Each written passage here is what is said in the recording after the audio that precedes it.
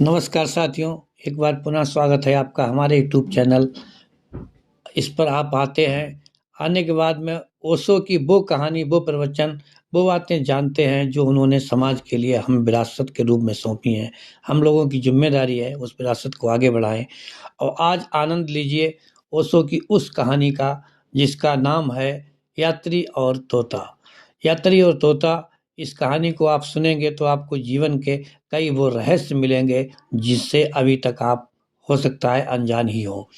यदि आपको ये कहानी अच्छी लगे तो आप इसे शेयर करें, चैनल को सब्सक्राइब करें और उन लोगों को भेजें जिन्हें लगता है आपको लगता है कि जो लोग इससे सुन कर के लाभ उठाएँगे। तो कहानी शुरू होती है कि एक यात्री था, वो निकल पड़ा अपनी यात्रा पर, वो शायद व्यापारी था। कहानी बहुत पुराने समय की है, उस समय रुकने के लिए जो आज सुविधाएँ हैं, आधुनिक सुविधाएँ नहीं थीं, अर्थात सराय होती थी।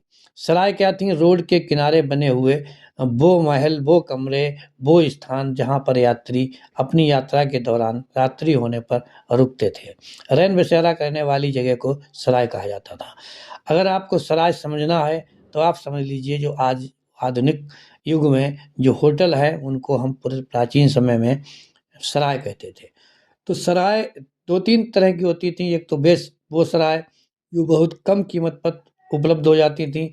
वो धनी लोगों द्वारा बनवाई जाती थी ताकि निर्धन लोग भी, अर्थात कम पैसे वाले लोग भी और आवश्यकता वाले लोग उनका लाभ उठा सकें और सुबह निकल कर अपने काम पे निकलें और अगली यात्रा अपनी शुरू करें।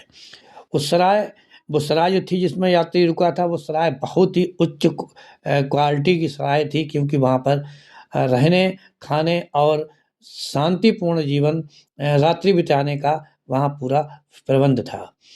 यात्री गया और सराय में रुक गया। अब सराय में जब वो रुका तो वो सोने को हुआ, क्यों? यात्रा करने वाले लोग जो हैं अक्सर थक जाते हैं, पूरे दिन वो अपनी दौड़ करते हैं, वो अपनी भाग-दौड़ में लगे रहते हैं और व्यापारी वो भी एक व्यापारी था। उसके पास पैसा था, तो पैसा जिसके पास है उसे नींद तो वैसे भी नहीं आती है। उसको कहते हैं कि वो अपने पैसे को लेकर चिंतित था। बमुश्किल आधी रात उसको नींद आई। जब उसको नींद आती है तो देखता है कि एक तोता उसी सराय के एक कमरे में, जिस कमरे में वो रुका था उसके बरामदे में एक तोता पिंजरे में बंद था और वो तोता तेज-तेज से कहता था कि स्वतंत्रता, स्वतंत्रता, स्वतंत्रता। वो यात्री जो रुका हुआ था बहुत मुश्किल से तो उसे नींद आई थी। जब उसने ये आवाज़ सुनी कि कोई चीख रहा है स्वतंत्रता, स्वतंत्रता, स्वतंत्रता। वो व्यक्ति उठा, उठ के उसने देखा, वो समझा ऐसा तो नहीं कि कोई व्यक्ति यहाँ पर बंधक बनाया गया हो या कोई व्यक्ति उसे लूटने के वजह से आया हो। उसने आवाज़ सुनी तो वो फिर आवाज़ की दिशा में चलने लगा। जब उन्हें अपने बिस्तर से उठा, उसकी थोड़ी दूर पर मुश्किल से 10 मीटर की दूरी पर एक पिंजरा लटक रहा था, जबकि आते समय उसने नहीं देखा था कि इस सराय में कोई तोता है, कोई पिंजरा है या कोई और पशु-पक्षी है। उसका आश्चर्य का ठिकाना नहीं रहा कि जब उसने सुना कि आवाज़ वही तोता कर रहा था, बिल्कुल मानवों जैसी आवाज़।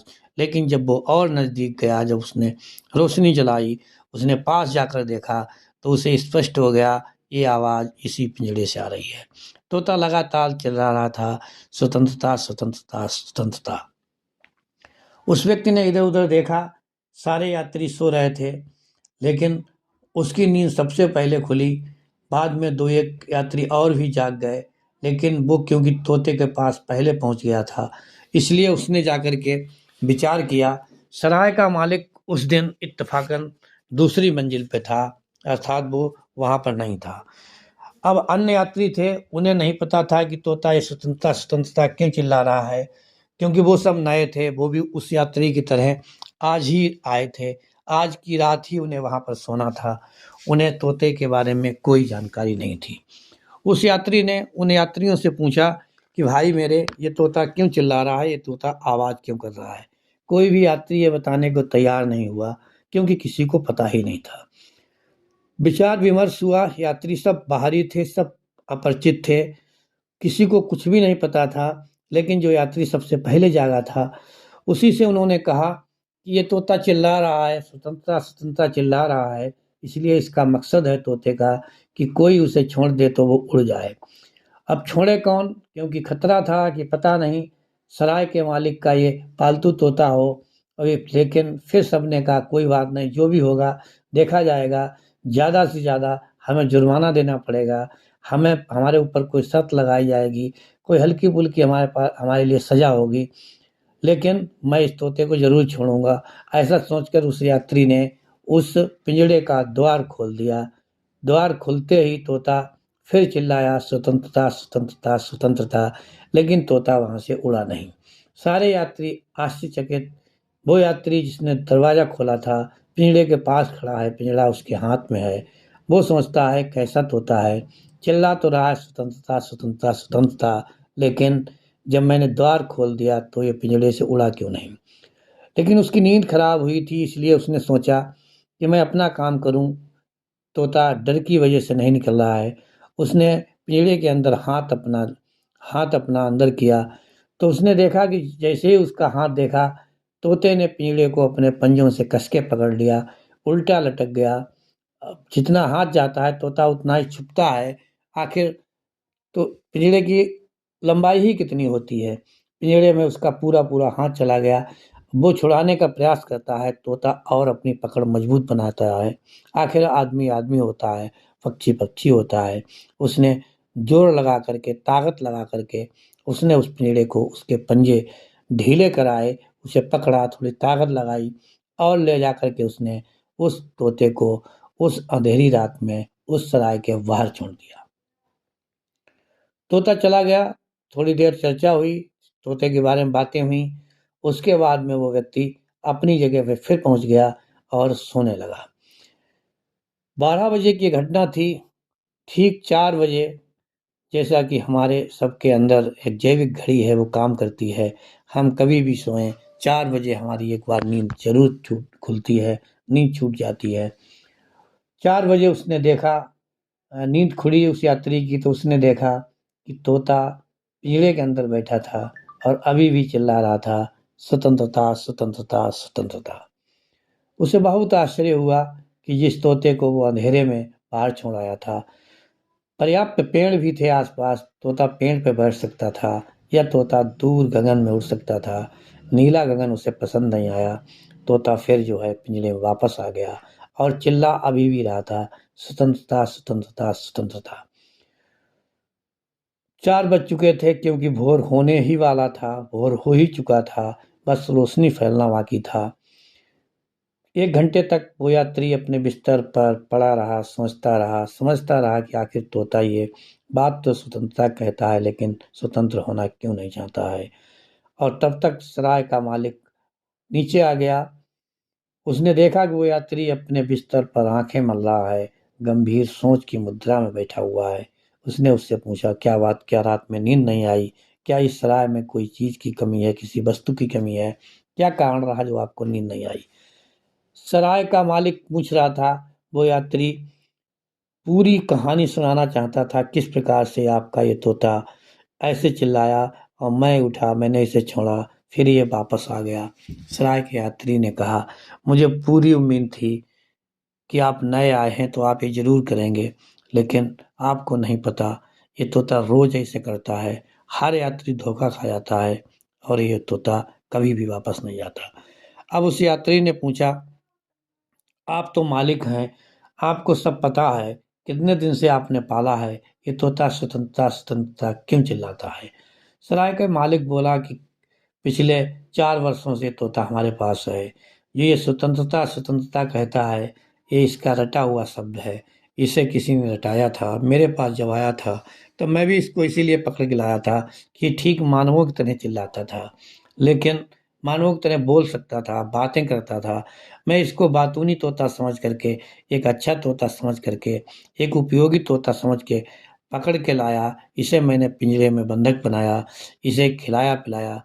लेकिन उसकी ये आदत, शेष तो सारे काम ठीक करता है, लेकिन ये रात्रि में चिल्लाता है, स्वतंत्रता, स्वतंत्रता। मैं इसके गुण देख करके इस बात को भूल जाता हूँ कि तोता रात में परेशान करता है। मित्र, अगर कोई गलती हुई हो क्षमा करना। ये पशु है, ये पक्षी है, ये पक्षी है इसलिए हम मानव हैं, हमें इसकी गलती को भूल जाना चाहिए। आपकी नींद में जो खलल पड़ा उसके लिए मैं क्षमा प्रार्थी हूँ। आप ही बताइए, मैं यही कर सकता हूँ इस तोते को पकड़ करके बाहर छोड़ दूँ, लेकिन मेरी मजबूरी है। मैंने भी इसे हज़ारों बार छोड़ा है। यहाँ जो भी यात्री रात में रुकता है, वो इसको बाहर छोड़ के आता है, मगर ये फिर वापस आ जाता है इसी पिंजड़े में। अगली रात फिर बोलता है स्वतंत्रता, स्वतंत्रता, स्वतंत्रता।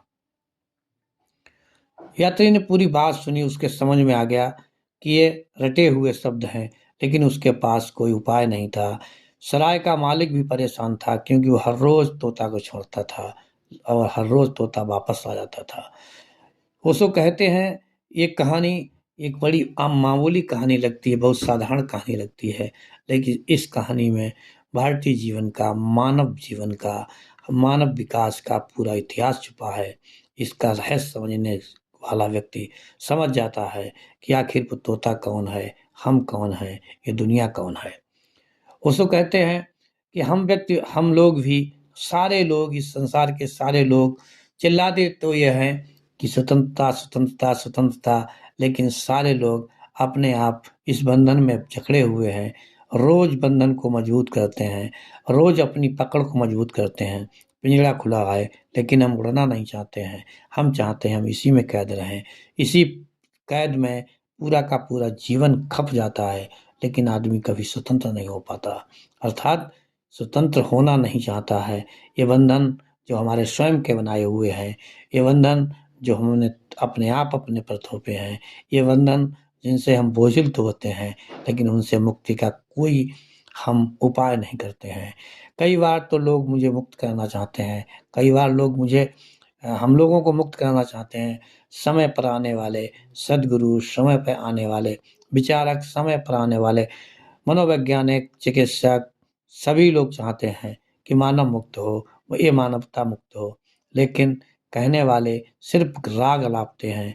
जो 4 शब्द हमने सीख लिए हैं अपने शास्त्रों से, अपने ऋषियों से, अपने मुनियों से, अपने समाज से, अपने माँ-बाप से, वो सिर्फ सीखे हुए शब्द हैं, और सीखे हुए शब्द कभी भी असली शब्द नहीं होते हैं। वो तो हमने केवल सीखा है। मुर्गे की तरह हम बोलते हैं, लेकिन हम उनको कभी भी पालन नहीं करते हैं। इस समाज का मानव, इस दुनिया का मानव, इस वक्त का मानव सिर्फ कहता है कि मुझे मुक्ति चाहिए, मुझे आत्मा चाहिए, मुझे ईश्वर चाहिए, मुझे आनंद चाहिए, मुझे खुशी चाहिए, लेकिन वो कार्य इससे विपरीत करता है।